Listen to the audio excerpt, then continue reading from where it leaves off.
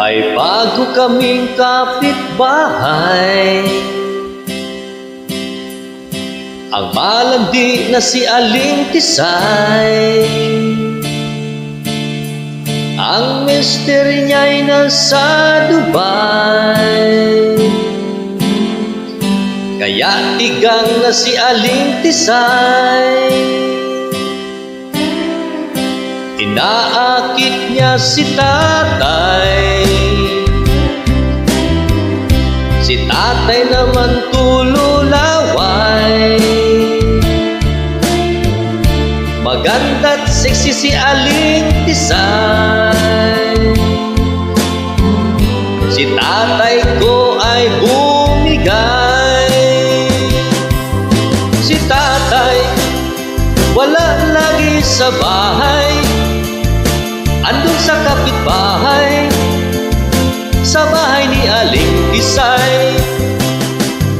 Si tatay umuwi ng lupay-pay, nagtataka si nanay, wala na ang brief ni tatay. Kinabukasan ng umaga, si nanay ko'y nagdududa, si tatay ay sinundan niya. Tama ang kaniyang hinala. Si tatay wala na naman sa bahay, andun sa kapitbahay, sa bahay ni Aling Tisay. Si tatay umuwi ng lupay-pay, nagtataka si nanay, panty na ang suot ni tatay.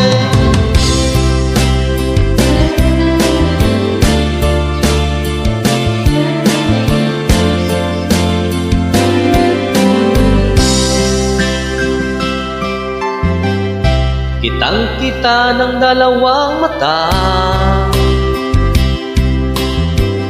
si tatay ko'y nakahiga,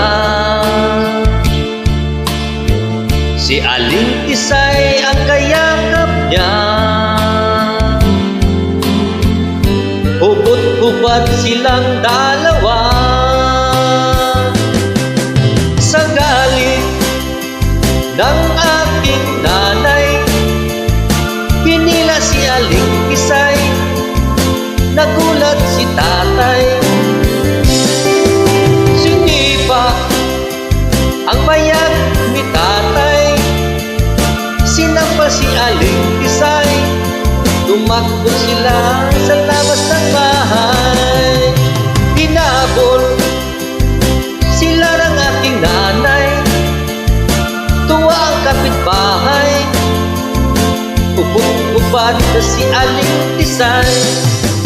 Si tatay wala na siya sa bahay, sa takot niya kay nanay, nagtanan sila ni Aling Tisay.